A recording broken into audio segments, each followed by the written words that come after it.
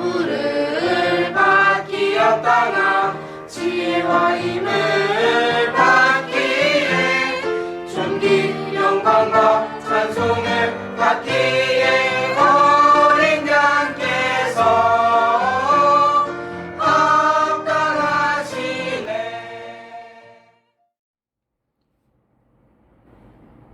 2022년 12월 7일 수요 말씀 제목은 유다 지파의 사자이자 죽임당한 어린 양입니다.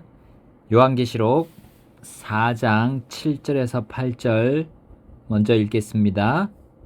첫째 짐승은 사자 같고 둘째 짐승은 송아지 같으며 셋째 짐승은 사람 같은 얼굴을 가졌고 넷째 짐승은 날아다니는 독수리 같더라. 네 짐승이 저마다 자기 둘레에 6 날개를 가졌고 그것들의 안쪽에는 눈들이 가득하더라. 그것들이 밤낮 쉬지 않고 이르기를 거룩하다 거룩하다 거룩하다 주 하나님 전능자여, 그분은 전에도 계셨고 지금도 계시고 앞으로 오실 이시로다 하고. 또 우리 계시록 5장 5절부터 6절 읽겠습니다. 장로들 중에 한 사람이 내게 이르되 울지 말라. 보라, 유다 지파의 사자 곧 다윗의 뿌리가 이기셨으므로 그 책을 펴며 그것의 7 봉인을 떼시리라 하더라. 또 내가 보니 보라, 왕좌와 내 짐승의 한가운데와 장로들의 한가운데에 전에 죽임을 당한 것 같은 어린 양께서 서 계시더라. 그분께 7 뿔과 7 눈이 있었는데 이것들은 온 땅 안으로 보내어진 하나님의 7 영이라. 자, 요한이 셋째 하늘에 올라가서 가장 먼저 본 것은 왕좌였습니다. 그리고 거기에 앉으신 분의 모습은 아름다운 보석들과 같았고 왕좌 둘레에 무지개가 또 있었는데 에메랄드 같았습니다. 또한 그 왕좌 둘레에 24자리와 거기에 앉은 금관을 쓰고 흰옷을 입은 장로들을 요한이 보았습니다. 나아가 그 왕좌로부터 번개와 천둥들과 음성들의 소리를 듣는 것과 동시에 그 왕좌 앞에 7 등불 곧 하나님의 7 영을 보았습니다. 이 지상에서는 볼 수 없는 것들이었죠. 자, 요한은 영으로 하늘의 것들을 실제로 볼 수 있었습니다. 자, 또한 요한이 거기서 본 것이 이게 다가 아닙니다. 그 왕좌 앞에 수정 같은 유리 바다가 있었고요. 자, 근데 그 바다는 우리 보통 많은 물이 있음을 알려줍니다. 그리고 그 물과 유리가 함께 같이 있는 모습이었어요. 자, 이런 모습은, 이런 바다는 이제 지상에는 없습니다. 자, 시편 148편 4절에 보게 되면 하늘들 위에 물이 있음을 말씀하고 있습니다. 그리고 그 하늘들 가운데는, 하늘들 중에는, 그중 하나는, 하늘들 중에 하나는 단단하고 부어 만든 거울 같다고 욥기 37장 18절에 나옵니다. 자, 그래서 사람이 죽어 하나님께 간다는 표현으로 강을 건넌다는 말이 있습니다.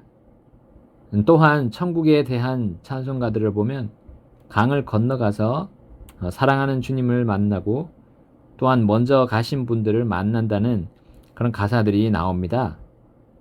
자, 요한이 셋째 하늘에서 이제 아래로 땅을 향해 보았을 때 요한의 눈에는 이 모든 것들이 유리바다로 보였던 거예요.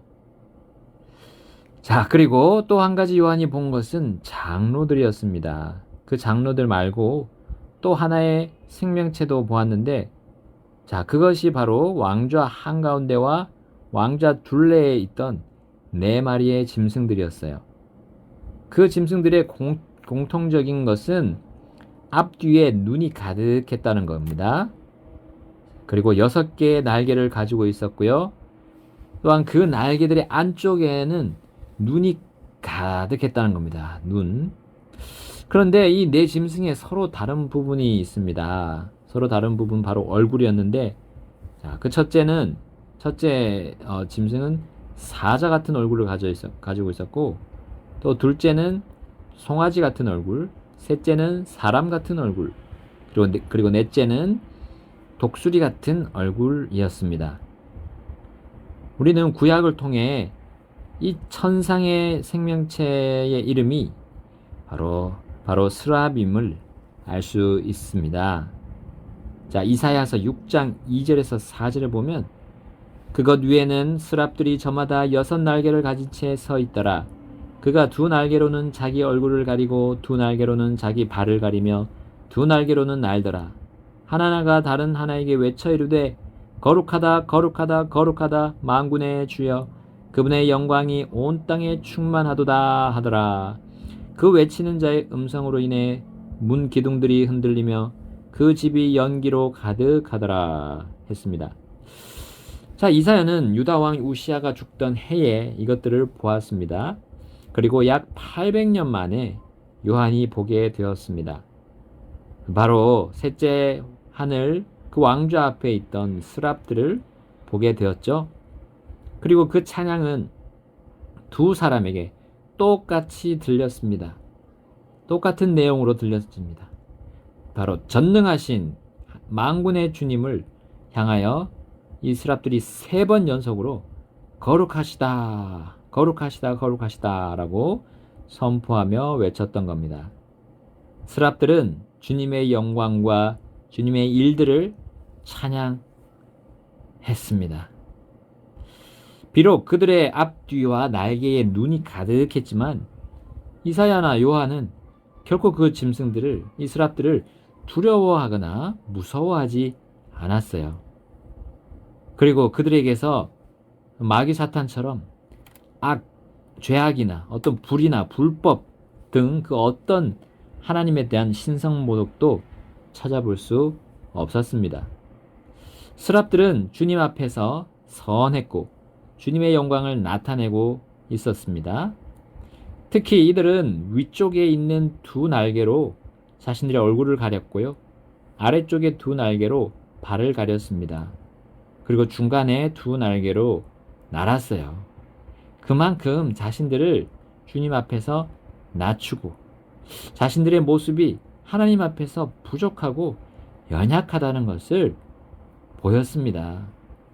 특히 이사야는 이들의 찬양과 선포를 듣고 어떤 반응을 보였습니까? 이사야서 6장 5절을 보겠습니다. 그때 내가 이르기를 내게 화가 있도다. 내가 망하게 되었도다. 나는 입술이 부정한 사람이요 또 입술이 부정한 백성의 한가운데 거하거니와 내 눈이 왕 곧 만군의 주를 보았도다 하매. 스랍들의 겸손함에 따라서 외친 찬양들, 바로 주 하나님은 거룩하시다라는 3번 연속의 선포에 이 이사야의 영이 완전히 압도되었습니다. 이사야는 자신에게 곧 화가 있을 것을 느꼈어요. 왜냐하면 거룩하신 하나님 앞에서 자신은 한낱 부정한 입술을 가진 미천하고 죄 많은 자임을 숨길 수 없었기 때문입니다. 사도 요한 역시 그 스랍들의 찬양을 대할 때 어떻게 되었습니까? 계시록 5장 앞부분이 그것을 말해주고 있습니다. 사도 요한 역시 그 영광스럽고 아름다운 하늘에 있었으나 그가 울게 되었어요. 기쁨이 아니라 슬프게 되었습니다. 웃음이 아니라 눈물이 나왔던 거예요. 왜냐하면 스랍들의 선포와 찬양과 함께 이어진 힘센 천사가 공포한 그 말 때문이었습니다. 왕좌에 앉으신 주님의 오른손에 책이 있었는데 그 책은 7봉인으로 봉인되어 있었어요. 그리고 그 천사는 요한에게 이렇게 묻습니다. 요한계시록 5장 2절 하반절에 그 책을 펴며 그것의 봉인들을 떼기에 합당한 자가 누구냐? 자, 그러나 이 물음에 따라 그 책의 봉인을 떼고 펴서 읽거나 들여다보기에 합당한 사람이 하늘에나 땅에나 땅 아래 어떤 사람에게도 없다는 결과가 나오자 사도 요한은 많이 울었다고 고백했습니다. 그 누구도 거룩하신 하나님의 말씀의 봉인을 뗄 수 있는 거룩하고 정결한 사람이 없습니다. 사람은 거룩하신 하나님 앞에서 죄인이고 또 미약하며 미천한 존재이기 때문임을 사도 요한과 이사야가 경험한 이 내용들을 통해 우리는 새삼 깨달을 수 있습니다. 주님의 왕좌 앞에서 우리는 도무지 고개를 들 수 없는 자들임을 이 땅에서부터 우리 인정해야 함을 가르쳐 주십니다. 우리는 과연 주님 앞에 갔을 때 주님, 저는 이 땅에서 주님의 명령에 다 순종했습니다 라고 말하며 주님 앞에 떳떳할 수 있을까요?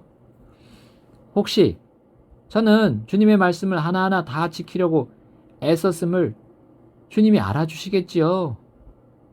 저는 잘 몰라요 라며 자포자기하는 심정으로 셋째 하늘과 주님을 기다리고 있습니까? 우리가 거룩하고 정결하게 살고 또 주님 앞에 거리낌이나 부끄러움 없이 나아갈 수 있는 근거가 있어야 하겠지요. 자, 물론 그렇게 할 수 있는 근거는 주님께서 성경 기록들을 통해 알려주고 계십니다. 거룩하신 주님께 거룩한 채로 나아갈 수 있는 그 근거는 무엇입니까? 자, 바로 주님의 긍휼을 힘입어야 가능합니다. 긍휼이 많으신 하나님은 이사야에게 그 스랍들 중 하나를 보내셨죠. 자, 이사야서 6장 6절에서 7절에 그때 스랍들 중에서 하나가 부집개로 제단에서 살아있는 숯을 취해 손에 들고 내게로 날아와 그것을 내 입에 대며 이르되 보라, 이것이 내 입술에 닿았으니 내 불법이 제거되고 내 죄가 깨끗하게 되었느니라 하더라. 우리의 불법을 제거하고 우리의 죄를 깨끗하게 하시는 주님의 긍휼이 반드시 우리에게 필요합니다. 그리고 그 긍휼은 이미 창세전부터 지금까지 계속 주어지고 있습니다. 제단에서 살아있는 숯이 바로 거룩하신 하나님의 긍휼의 본체이신 주 예수 그리스도이심을 보여주는 거죠. 주님의 희생과 그분의 흘리신 보혈은 긍휼이라는 단어 안에서 찾아볼 수 있습니다. 자, 휼의 그 한자를 보면 마음, 심과 피, 혈로 합쳐져 있습니다. 하나님은 자신의 아들이 흘린 피를 통해 우리를 받아주십니다. 자, 셋째 하늘에 가는 자격이 그분의 피와 그분이 하신 일들에 있다는 것이죠. 이것이 바로 긍휼의 의미입니다. 이 긍휼을 힘입고 우리는 주님께 나아가서 섬길 수 있는 겁니다. 이사야서 6장 8절 또한 내가 주의 음성을 들었는데 이르시기를 내가 누구를 보내며 누가 우리를 위하여 갈까 하시더라. 그때 내가 이르되 내가 여기 있나이다. 나를 보내소서 하였더라. 사람이 구원받을 때도 물론이지만요. 구원받고 난 이후에도 여전히 살아있는 주님의 긍휼이 필요합니다. 우리가 범한 죄를 깨끗이 하고 거룩하게 하는 것은 예수님의 긍휼의 결정체인 그분의 보혈뿐입니다. 그분께서 십자가에서 행하신 희생뿐입니다. 그분이 아버지의 뜻대로 이 땅을 사신 하늘의 그 영광스러운 방식뿐입니다. 이것이 우리가 주님을 섬기는 이유이고 목적이며 자격입니다. 주님의 긍휼을 힘입지 않고는 아무것도 할 수 없는 존재가 바로 우리 사람입니다. 사람은 그만큼 자신의 뜻대로, 자신의 마음대로 쉽게 쏠려서 주님 앞에서 부정한 입술이 되기 쉽습니다. 주님의 이름을 헛되이 취하는 말을 내뱉기 쉽고요. 그리고 결국 죄를 범하며 양심마저도 더럽히기 쉬운 존재입니다. 사도 요한은 이러한 사람의 부정함이 자신을 비롯하여 세상 전체를 통해 새삼 보게 되었던 겁니다.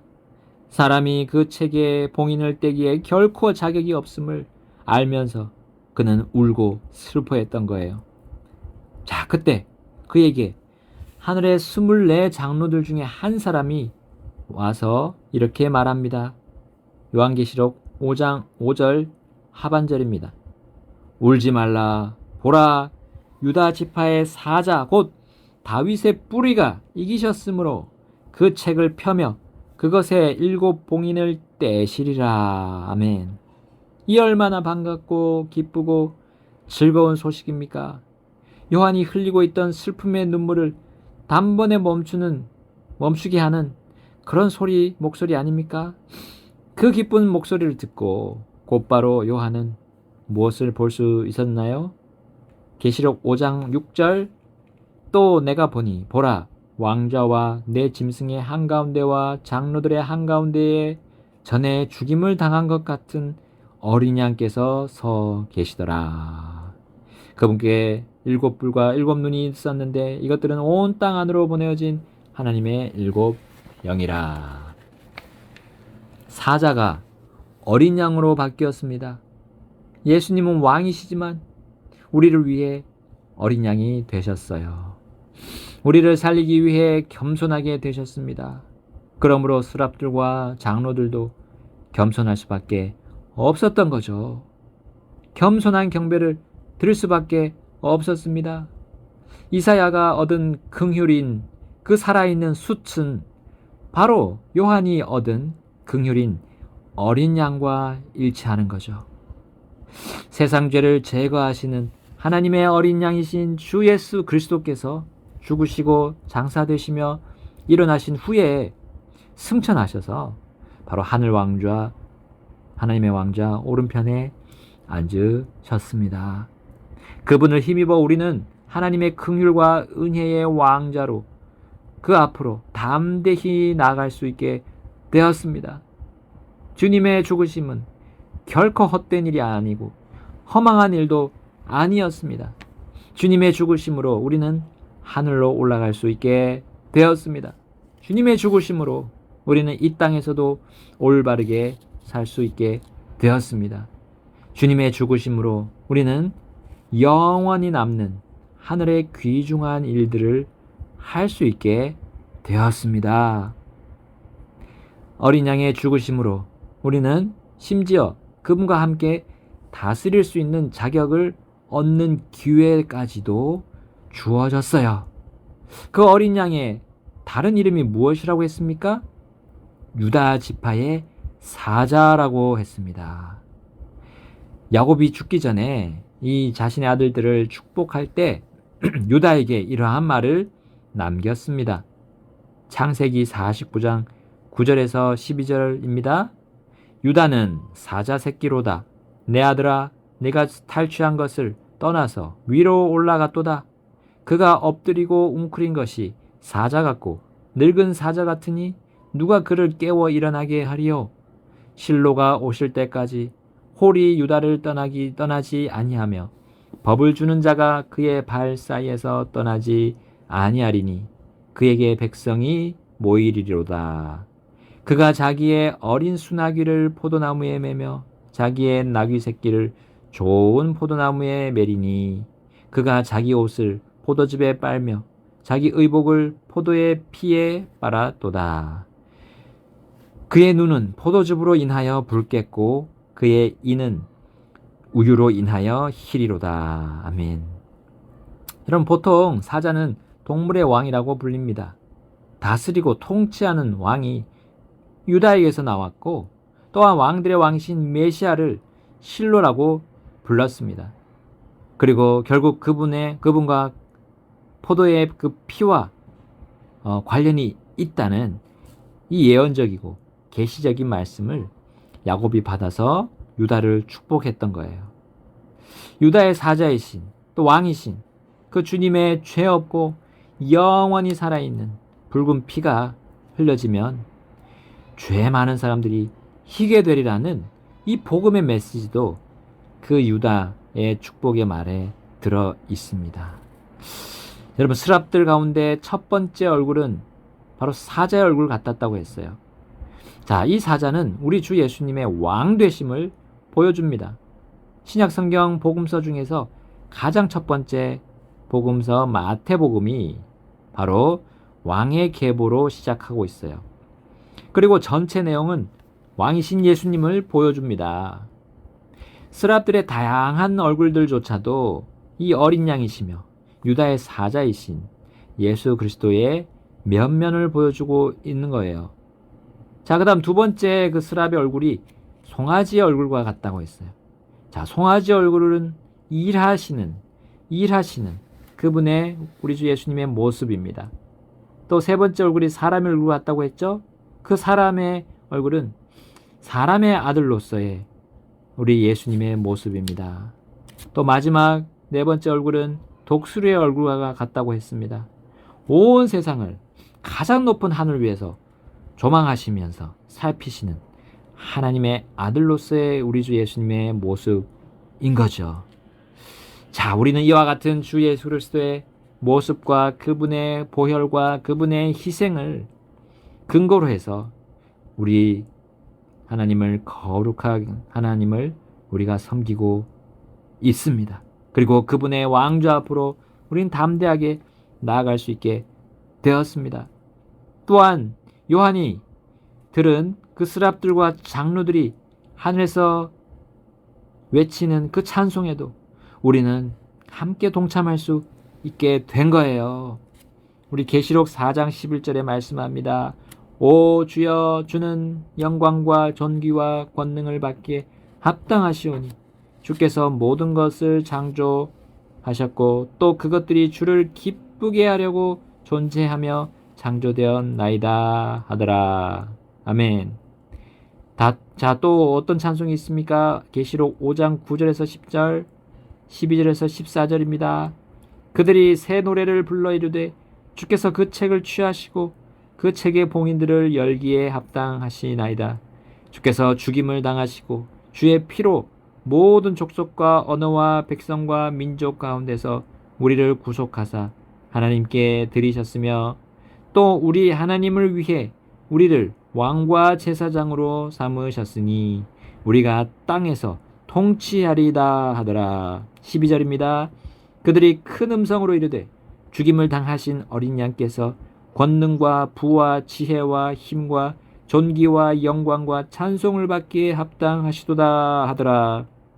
또 내가 들으니 하늘과 땅 위와 땅 아래에 있는 모든 창조물과 바다에 있는 것들과 그것들 안에 있는 모든 것들이 이르되 왕좌에 앉으신 분과 어린 양께 찬송과 존귀와 영광과 권능이 영원무궁토록 있으리로다 하더라. 14절입니다. 이에 네 짐승이 이르되 아멘 하고 24 장로가 엎드려 영원무궁토록 살아계시는 그분께 경배하더라. 아멘. 이 찬송가는 하늘의 찬양대와 하늘 아래의 찬양대가 서로 화답하는 노래였습니다. 가장 높은 하늘과 그 하늘 아래 전체에 울려 퍼진 노래였습니다. 이 지상에서 아무리 큰 찬양대라 할지라도 결코 따라할 수 없는 너무나 놀라운 찬양대들의 찬송이라고 우리는 볼 수가 있겠습니다. 그런데 참 감사한 것은 이 찬송의 제목은 어린 양이라는 사실입니다. 가사는 그분이 죽임당하시고 그 피로 모든 백성들을 구속하사 하나님께 드렸다는 가사였죠.